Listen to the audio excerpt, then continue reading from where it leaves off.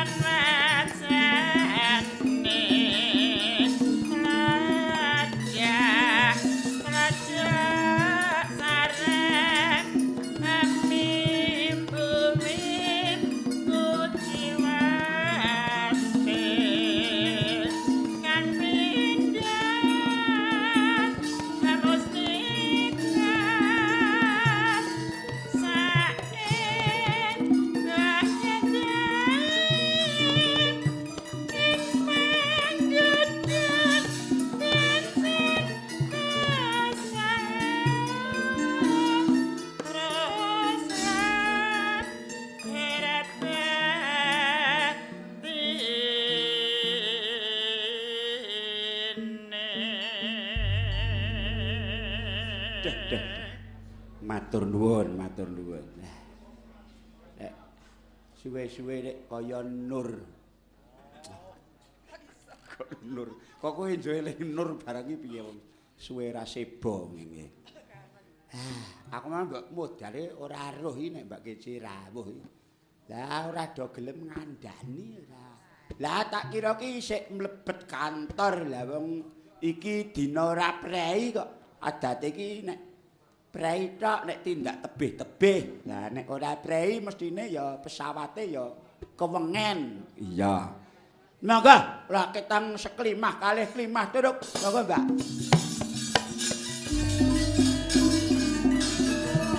Oh, tok tok.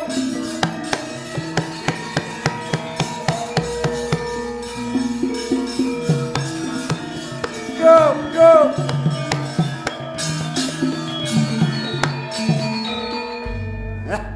Krungu saronan ngene iki apa ora wis mantep nyang ati. Mlebu pisan nek marake gayeng. Iya. Wilujeng enjing Mbak Keci. Dos pundi nika wau medal pundi Dik ngantos dalu men. Nggih, sugeng enjing Mas Bagong. Nggih. Wah.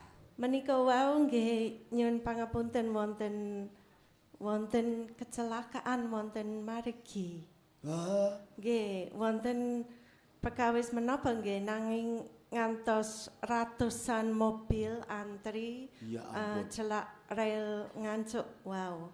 Lajeng kata polisi napa nggih ngantos kali jam mobil Ya mboten saged gerak. Wow. Lah panjenengan kok mboten medal sawah mawon.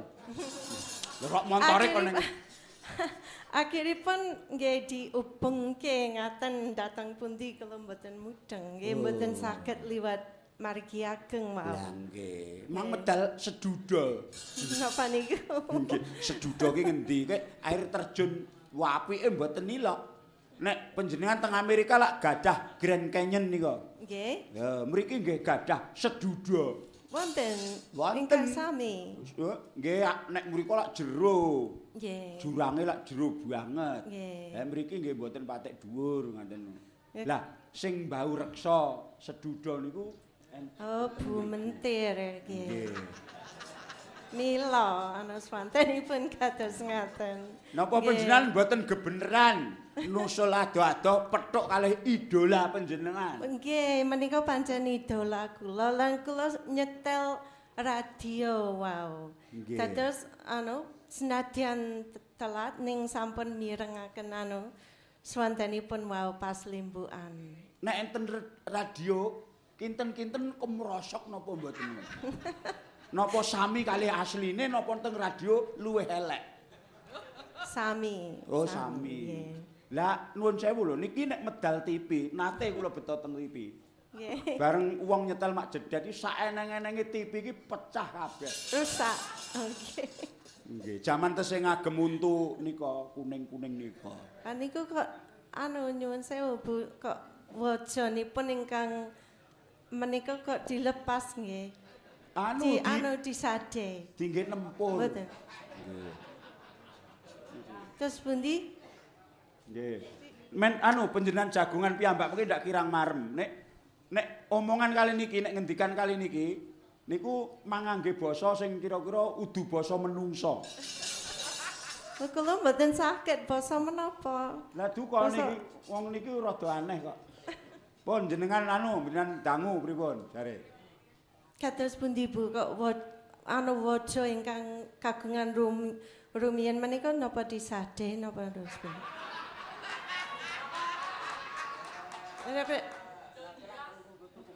Piye? Ingkang menika. Nggih, ingkang rumiyin menika Lah nggih. cantik-cantik menika. Niki ta. Nggih. Lah nggih niki. Nggih. Niki. Niku rampal kenek pacul. Mboten ngerti. Nggih, wah jan. Yes di kados napa to, Mbak, wong jenenge mong genep-geneping donya nggih. Nggih. Kilangan iki blabali kok niki mawon kilangan iki. Nggih. Mbak Kisi. Dalem. Niki nek enten Amerika niku klebu kulit putih napa kulit hitam? Lho nek ten mriku lak penduduk enten. Setengah nggih. Oh, Nah, terus tegese kowe iki mangkak. Putih ora ireng ora. Nggih. Niki klebu wong-wong saking Meksiko ngenten nika nggih. nggih mirip nggih. Mirip. Nah, iki tunggalane suku bangsa Maya iki ya iki. Wah niku bahaya. Lah nek bahaya napa? Menawi suku Maya tahun menika 2012 bahaya sangat mila menika bawa reksa napa kecelakaan kalian musibah ngaten. Oh nggih. Wah, aduh. Ngati-ati lho Bu Mentir. Mengke jenengan bar niki lak mudhun gara-gara lak kondur to. Lho gedhek terus iki. Apa ketoke urung dirampungi to kok gedhek terus. Ngopo to iki? Wah, nek iki upami Mbak, nek dibeto teng Amerika ngaten kira-kira wong mriko pripun tanggapane? Prediksi panjenengan? Menika kula kinten mboten saged Mas Bagong. Soale wonten imigrasi sampun dideteksi menawi wonten menapa ngeten ingkang mboten beres. Lah, kula kinten visa mboten lolos. Kowe ngerti ora? Kuwi ning kono ki penjagaane ketat. Wong ki anggere mlebu ngendi mesti dikoki ngene iki lho. Ha, enek apa-apane sing ora beres ki mesti alate muni titit ngono. Lah, Bu Mentir kuwi kira-kira iki jarak semeter kuwi wis muni kabeh. Titit ngono. Lah sing muni iki jare untune wis diganti, lah iso ora muni. Mbah, eneng perangan-perangan tertentu sing marake muni. Nah mesti sepen supermarket, sepen pundi mawon nggih muni. Nggih. Ning sae niku nek lah wong piyayi Amerika ku senengane bangsa alus-alus kok gawake ledek mentir ya ora jalan ngono. Krawitane iki kok alus-alus kok kono kuwi gendhing kethuk papat walus dawa-dawa kuwi kok gak Ibu Mentir. Wajanipun wonten Amerika nggih wonten tiyang ingkang aneh-aneh ugi. Ngeten niki nggih enten. Nggih mirip wonten ingkang aneh-aneh napa mawon wonten nggih macam-macam. Oh alah Bu Mentir. Dalem. Sampai nek dijak teng Amerika seneng. Enten mriko mengki wedon weden. Tan Amerika to. Numpak motor mabur ngono seneng. Purun. Jeng napa? Niki nganyang kula sing lho. Nantang wae. Pun tau numpak pesawat dereng? Kula ta? Heeh. Alah, numpake namung sepur kalian becak mawon. Oh, sepur. Nggih sepur karo becak. Tumpakmu Harta Sanjaya lho. Derek. Karo Sumber Kencana kuwi sing saiki. Lah kula mungkin dugi mriko geblak sawat. Apa? Lah dalan dhuwur niku. Heeh. Nggih. Purun lewat dhuwur. Kula ta? Nggih. Purun. Oh, nggih. Yes. Kok ditokni dhuwure mboten purun. Menika sekawan likur jam Bu. Pesawatipun sekawan likur jam. Medal. Wekdalipun nggih. Metu langit napa? Langit napa medalanmu kirangan nek medale budhe dhuwur kok. Nggih, jare kok langit purun. Yang metu langit apa pesawate metu sine? Sine iki ngendi? Nggih, Mbak Kece panjenengan Dalem. Mundhut napa? Niki Bu Mentir niki ben jare ajeng mundhut napa? Kula mboten mudeng menawi judul lagu-lagu Bu Mentir. Mboten mudeng judulipun. Nggih, wis pokoke. Nggih badhe milih ingkang pundi. Nggih. Ning niki mboten kenek dikendangi nganggo kendangan lumrah niku mboten kenging niku. Pancen lagu-lagune niku lagu-lagu mboten lumrah. Nggih, yes Ben. Nggih. Napa? Bu? Nun. Ayo. Nembango. Turut ana men di asta nang Amerika. Nggih. Ya sing urung nek jomplangan mau ya wis ana ini urung. Gandong urung, pentelasem urung, sau gletak urung. Oke. Sak apale lek bandi. Aja nek sing menyura, nyanga kabeh.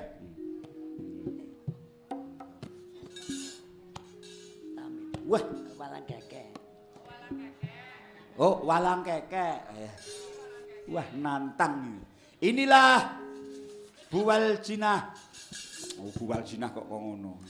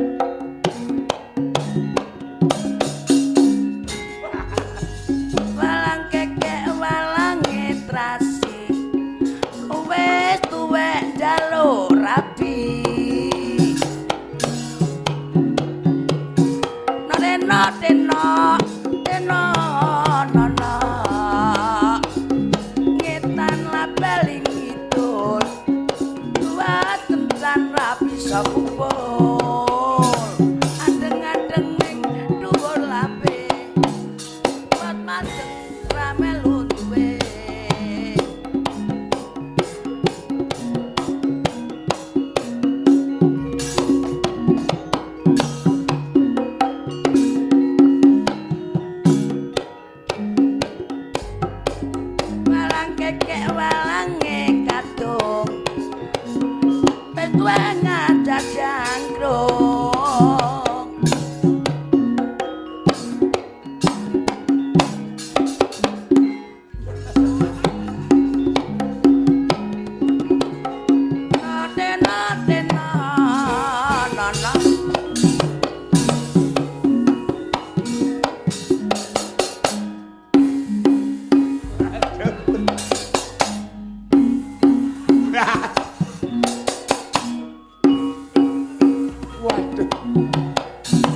Hartono le ngematke ngaten.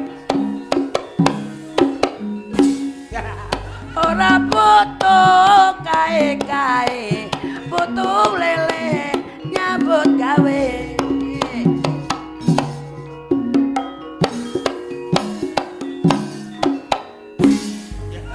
Kadang jati lenyang, sore jati wat gagat kowe.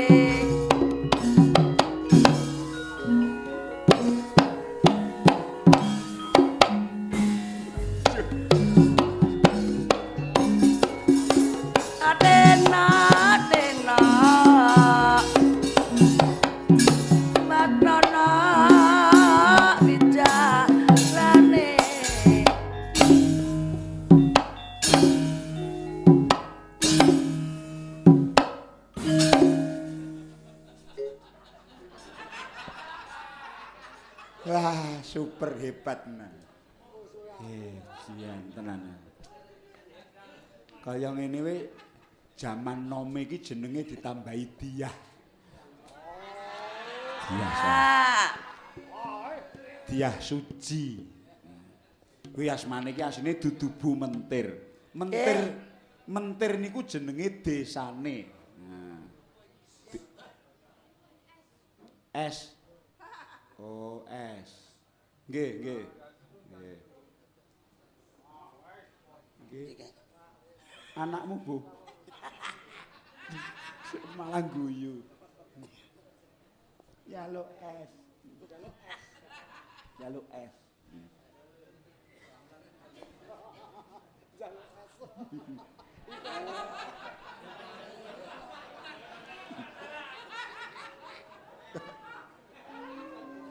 Akhirnya kelingan mayang ning kraton Solo mbiyen kaya.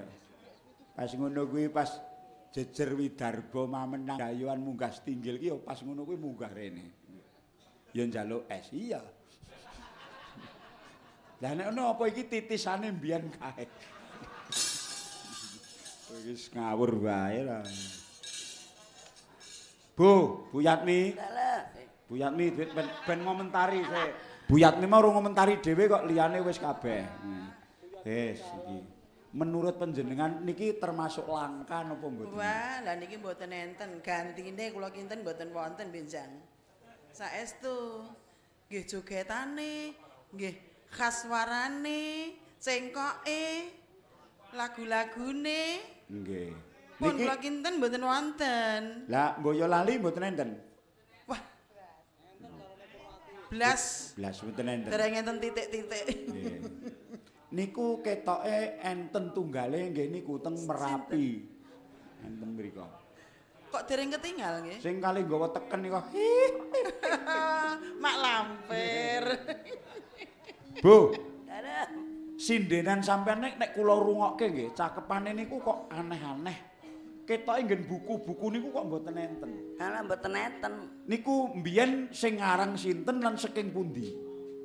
Sing ngarang. Mboten sengarang. Oh, ngerti-ngerti ya iso ngono. Lah nggih kirangan moro-moro nggih ngeten iki. Lah sampean biyen iso niki sing marahi sapa? Sing marahi. Nggih. Sing marahi bapake. Oh, Pak jenengan. Nggih. Lho. Pak jenengan Bapak kula. dalang. Nggih, Ji, mboten dalang. Lah apa? Marahi kan niki kan dadi ledek niki. Oh. Ngeten. Dadi ledek wit umur pinten? Nggih.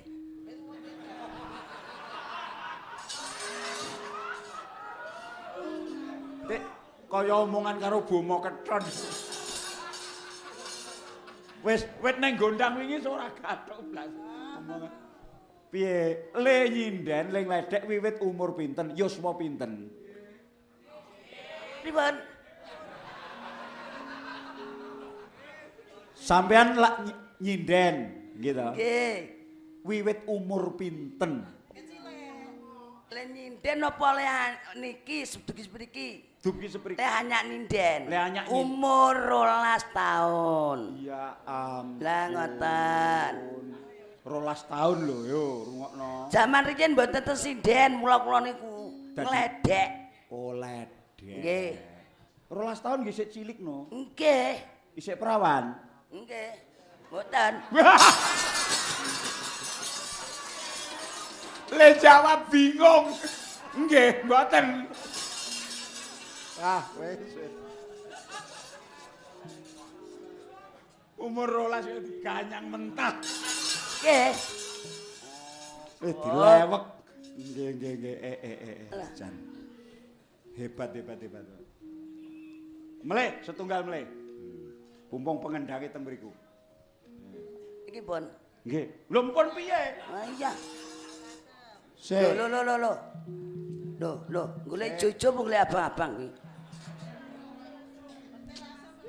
Alah golek duit kok ya angel ra jaman. Abang-abang ya ketoke jojo abang-abang. Kok ora enek sing pecah ngono lho. Amale dokan terus pundi, lare bingung karepe dhewe. Ning ngisor-ngisor bokong sosor anu digoleki kabeh. Kok utuh kabeh ngono lho. Lho. Alah, sik Bu, eman-eman. Alah, apa? Ya sing kok gampang. Oh, nggih. Ya wis ora apa-apa nyonyol adekne. Wong wingi ning Gondang ya tak kei kabeh no. Kene lho. Mesake Kyai sepuh. Sing nom aja meri ya. Ya kok ya. Arep ora tau melu aja meri. Diaturke si Bu, ditampani Bu. Nggih, aja diuncalke. Nggih. Oh, nggih. Nggih. Kan apa mleh? Mau pun nyekel 100 to? Nggih. Nggih. Pinten? Lak pun 100. Dewa pinten? Mau 50. Lah nggih. Sakniki 50. Nggih. Pun 100 to? Alah, wong kandhane abang metu meneh ya ora apa-apa ae. Kok guraban ae lho. Wong wis ora abange kok abang. Lah kok awet dhewe bengi ijo ae ning abange blas. Nih ya titenono aku wis nyekel 100 ngono kuwi amplopmu sesuk tilikono wis. Kelong 100. Nggih. Kelong 200 ding ning Gondang wingi 100 ya. Kelong. Seksine lek ramen ki lho. Kelong 200. Ayo, apa neh? Gandong. Napa?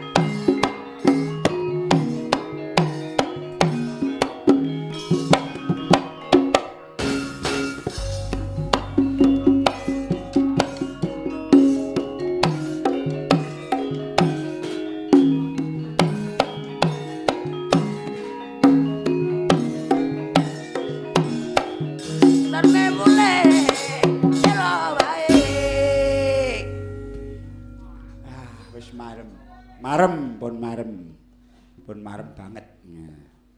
Mbah Mudin badhe nembang mboten, Mbah? Mbah Mudin. Nembang mboten? Ora. Arep ndungani wae. Nggih. Wah, matur nuwun. Niki ampun baen-baen. Dimirengke dumugi Amerika niki Pak Harjito niku guyu kekel.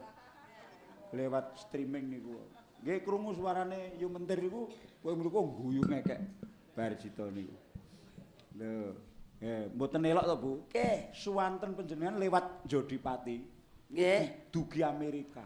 Oh, nggih. Malah niki enten sing ngabari pun tekangan akhirat barang. Oh, nggih. Ah. Suarane niku pun dirungokke kalih sing pun mboten enten niku. Nggih. Para luwur-luwur niku. Nggih.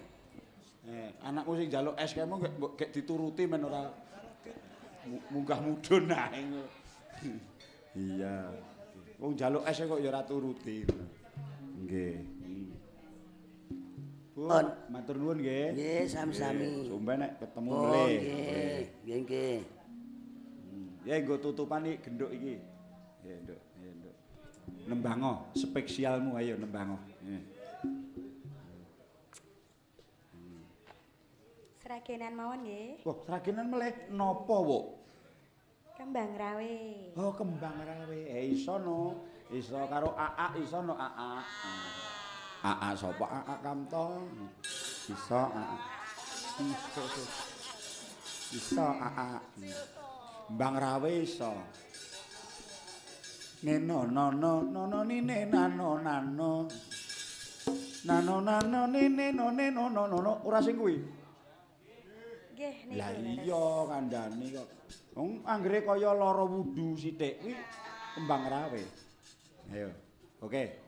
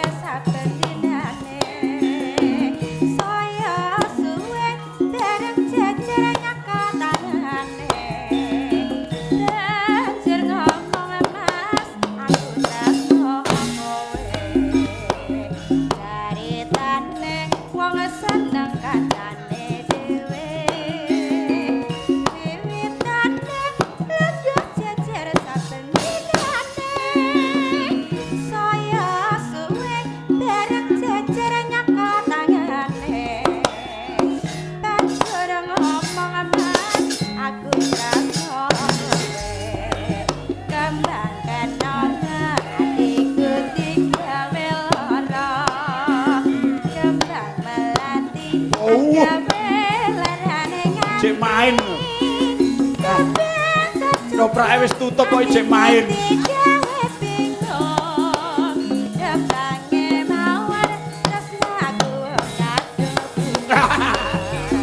Mula-mula wong tresno ora kena sembrono. Ora ketek kanggone panawanita. Kenyerawe iku paribasane. Tinimbang rame luwe becik tak tinggal wae.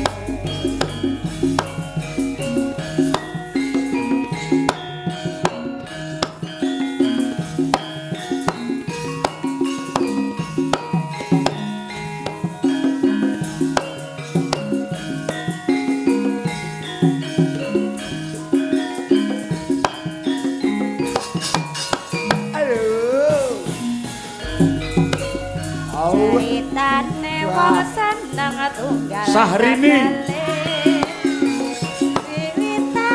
Wah, molek. Saya suwe bareng jajaran nyakatangane. Banjur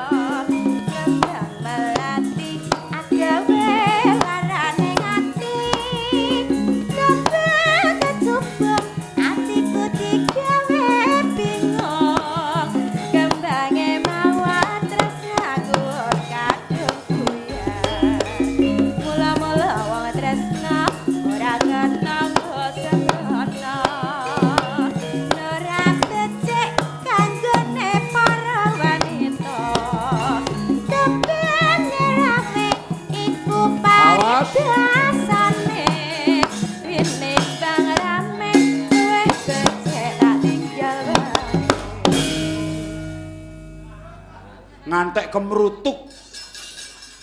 Wah. Lah nek Syahrini to genah tase iki regane sak miliar 500 juta. Lah nek yo mentir. Gaene nggawa sing nggo adah jago kuwi. Kisah. Penjalin kuwi wong nang nggonku nggo kisah. Bar Bratayuda isih akeh sing ngamuk Truk. Lah pirang-pirang